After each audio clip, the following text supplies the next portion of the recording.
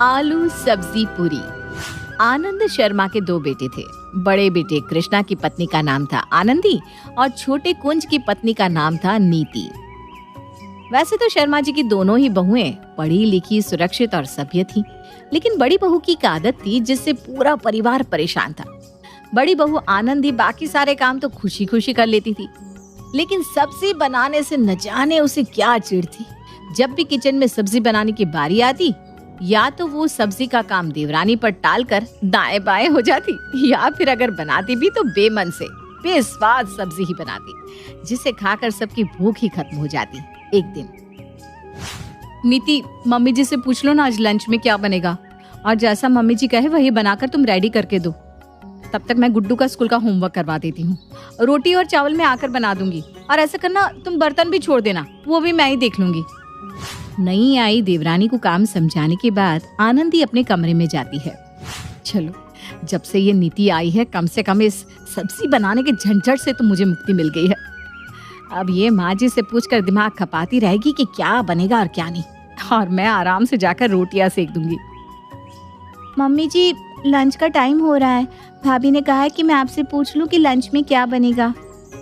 आनंदी की चालाकी मैं खूब समझती हूँ। जानबूझकर सब्जी का काम तेरे ऊपर छोड़कर गई है। सब्जी बनाने में पता नहीं उसे क्या आफत आती है। वैसे एक बात कहूँ बेटा, जब से तू शादी करके आई है ना, हमारे तो भाग खुल गया, वरना रोज इस आनंदी के हाथ की बेस्वाद सब्जी खानी पड़ती थी। जब से तू आई है इतनी स्वादिष्ट आलू की सब्जी बनाकर खिलाती है कि खाकर मन ही खुश हो जाता है। अब तू ना रोज रोज पूछा मत कर, बिना पूछे आलू की सब्जी बना दिया कर लंच में, सब खुश होकर खा लेते हैं, और क्या चाहिए। ठीक है मम्मी जी, आप सत्संग में जा रही थी ना, आप हो आइए आराम से, मैं खाना बना दूंगी। सासू माँ को सत्संग में भेजने के बाद नीति रसोई में जाकर खाना बनाने लगती है। कुछ देर बाद, अरे नीति, सब्जी बन गई क्या?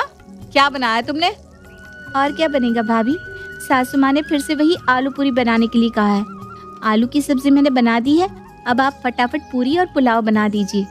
अच्छा ठीक है, मैं बना देती हूँ, तुम जाओ जाकर अपने कमरे में आराम कर लो।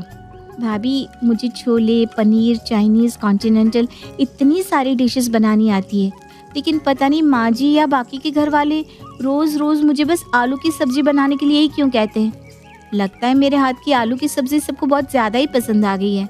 अब तुम बनाती ही इतनी बढ़िया हो, मेरा तो देख के मुंह में पानी आ जाता है, और उसके साथ पूरी तो इतनी स्वादिष्ट लगती है कि क्या बताऊं। आनंदी के रसोई में आने के बाद देवरानी नीति जाकर अपने कमरे में आराम करने लगती है, और आनंदी आटा गूंथ कर गर्मा गर्म पूरियां उतारने लगती है। कुछ ही देर में पूरियां बनकर तैयार हो जाती है। नीति, आ जाओ, पूरियां बनकर तैयार हो गई है, सबका खाना लगा देते हैं। नीति और आनंदी मिलकर पूरे परिवार का खाना डाइनिंग टेबल पर लगाने लगते हैं। तभी कुंज और कृष्णा भी दुकान से खाना खाने के लिए घर आते हैं। अरे मम्मी, क्या बनवाया है आज लंच में? बड़ी अच्छी खुशबू आ रही है। मेरी तो खुशबू से ही भूख बढ़ गई। मैंने तो मम्मी को फोन करके बोला था कि नीति से कहकर आलू की सब्जी बनवाना, कभी ये लोग अपने मन से कुछ और बना कर रख दे। खुशबू से तो लग रहा है कि आलू की सब्जी बनी है। हाँ भैया, आपने बिल्कुल सही पहचाना, आलू की सब्जी ही बनी है। अरे आज आलू की सब्जी कहीं आनंदी ने तो नहीं बना दी ना? अगर उसने बनाई होगी तो समझ लो अभी तक जो जुबान पर स्वाद चढ़ा हुआ है ना, वो पक्का आज उतर जाएगा। अरे भैया घबराइए नहीं, भाभी ने सब्जी नहीं बनाई है, मैंने ही बनाई है, अपने हाथों वाली स्पेशल आलू की सब्जी। और भाभी ने बनाई है गर्मा गर्म पूरियां और मटर पुलाव।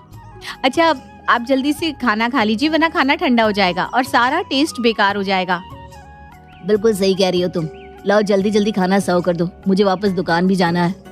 नीति सबकी प्लेट में खाना सर्व कर देती है। खाना खाने के बाद, अरे छोटी बहू, हमें भी बता दो अपनी सीक्रेट रेसिपी। अरे भैया, ऐसा क्या डालती हो तुम सब्जी में कि हम लोग बस उंगली चाटते रह जाते हैं?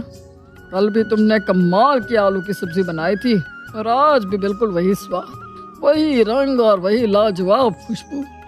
अरे पापा जी, कोई सीक्रेट रेसिपी नहीं है, मैं तो जो भी बनाती हूँ ना सब लाजवाब ही बनाती हूँ। सबको नीति के हाथ का खाना पसंद आ रहा है। भगवान करे ये ऐसे ही स्वादिष्ट खाना बनाकर सबको खिलाती रहे और मेरी जान छूटी रहे। मैं तो इतने सालों से सुबह शाम क्या बनेगा पूछते पूछते परेशान हो गई थी। खाना खाकर सभी अपने अपने काम पर वापस लौट जाते हैं। रात के समय, आनंदी बहू, दोपहर में बहुत हैवी खाना हो गया था, सब्जी पूरी पुलाव सबने बहुत ज्यादा ही खा लिया।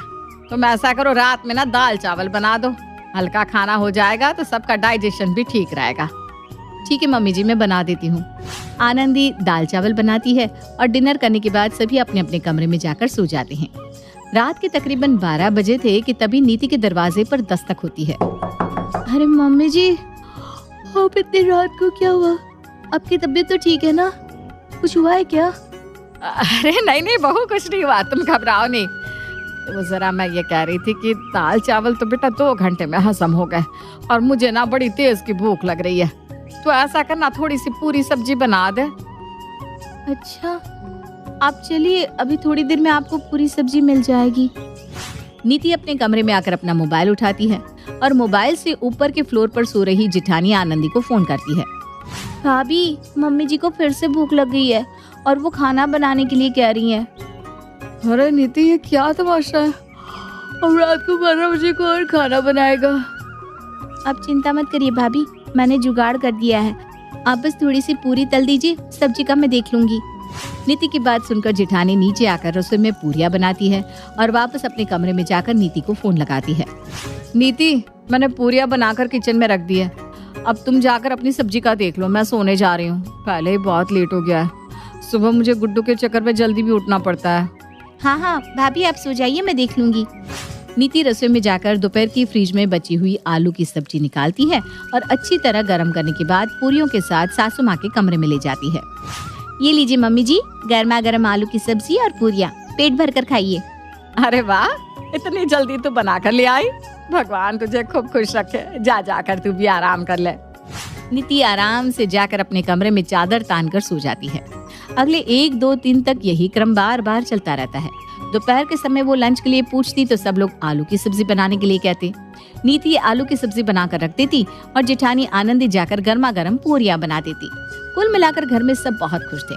आनंदी को सब्जी नहीं बनानी पड़ रही थी और बाकी घर वालों को बढ़िया स्वादिष्ट खाना मिल रहा था। लेकिन तीसरे दिन कुछ ऐसा हुआ जिसे देखकर जेठानी आनंदी का माथा ठनक गया। अरे ये नीति तो रसोई में खाना बनाने गई थी ना, ये टिफिन लेकर कहाँ जा रही है? ये टिफिन का क्या चक्कर है भाई? मुझे तो इसने कहा कि भाभी आप अपने कमरे में जाकर आराम कर लीजिए, मैं सब्जी बना देती हूँ, और खुद टिफिन लेकर घर से बाहर जा रही है। कहीं ऐसा तो नहीं कि ये सब्जी अपने मायके जाकर अपनी मम्मी से बनवा कर लाती है और यहाँ आकर वाह-वाही लूट लेती है? अगर ऐसी बात है ना तो आज मैं भी पता लगा के रहूंगी कि इस टिफिन का राज क्या है। जिठानी आनंदी भी दबे पांव नीति के पीछे पीछे हो लेती है। सर पर पल्लू रखकर चलते हुए नीति एक लंगर के पास पहुंच जाती है और वहां जाकर अपने साथ लाए हुए टिफिन में सब्जी भरवा लेती है। सब्जी का टिफिन अपने पल्लू में छिपाकर वो वापस अपने घर की ओर चल पड़ती है। हे भगवान, इसका मतलब इतने दिनों से ये रोज हमें भंडारे से ले जाकर सब्जी खिला रही थी और झूठी तारीफें बटोर रही है, और मैं बेवकूफों की तरह दिन रात पूरी बना बना कर पागल हुई जा रही हूँ। अरे मेरे जैसा बेवकूफ कौन होगा जो पूरियां बेल बेल कर भी खुशी से झूमे जा रही हूँ। अब मैं बताती हूँ इसको, इसकी अक्ल ठिकाने ना लगवा दी तो मैं भी जेठानी नहीं। घर आकर, अरे नीति, सब्जी बन गई क्या? हाँ भाभी, सब्जी बनकर बिल्कुल तैयार है। अच्छा ठीक है, अब तुम जाओ, थोड़ी देर अपने रूम में आराम कर लो। इतनी मेहनत से तुम सब्जी बनाती हो, थक जाती होगी ना। जाओ, रसोई का काम मैं देख लूंगी। नीति के जाने के बाद आनंदी सास प्रमिला को सारी सच्चाई बताती है। देख लिया माँ जी आपने, आपकी लाडली बहू ने क्या किया। वो सब्जी जो आप उंगली चाट चाट कर खा रहे थे वो आपकी बहू ने बनाई नहीं थी, वो तो रोज लंगर से सब्जियां लाकर खिलाती है। हे भगवान, बड़ी शातिर निकली है तो। काम चोरी में तुझसे भी 4 हाथ आगे। इतने दिन से हमें लंगर से लाकर सब्जी खिला रही है और हमें पता भी नहीं चला। अब इसे कुछ भी कहने की जरूरत नहीं है, इससे मैं बताती हूँ। अगले दिन, मम्मी जी, आलू की ही सब्जी बनानी है ना? अरे बहू, तो ऐसा कर, आज पनीर बटर मसाला और छोले चावल बना ले। अब ना मन भर गया आलू पूरी से। भाभी, वो क्या है ना, मैं जरा बटर मसाला और छोले की रेसिपी भूल गई हूँ, आप थोड़ा हेल्प कर दोगी? ऐसा है नीति, रेसिपी तो तुम्हें आलू की सब्जी की भी नहीं आती, क्योंकि वो तो तुम्हें लंगर में मिल जाती थी ना। हाँ भाभी, वो मैं तुम करने का समय चला क्या? अब तुम्हारी सजा यही है कि जो भी सासू माँ कहे तुम्हें अकेले ही सब बनाना है। और हाँ, अब से रोटी भी तुम ही बनाने वाली हो, क्योंकि इतने दिन आराम जो किया है। ठीक है ना मेरी प्यारी देवरानी? जेठानी की बात सुनकर नीति समझ जाती है कि उसका भांडा फूट गया है, इसलिए बेचारी बिना चूं चा किए अकेले ही रसोई में भिड़ जाती है, क्योंकि गलती की है तो सजा तो मिलेगी ही। सही कहा ना? उम्मीद है कि आपको हमारी ये कहानी पसंद आई होगी। कृपया हमारे चैनल को सब्सक्राइब करें और सभी अपडेट्स के लिए बेल आइकन जरूर क्लिक करें। और हाँ, वीडियो लाइक और शेयर करना मत भूलिएगा। Bye bye.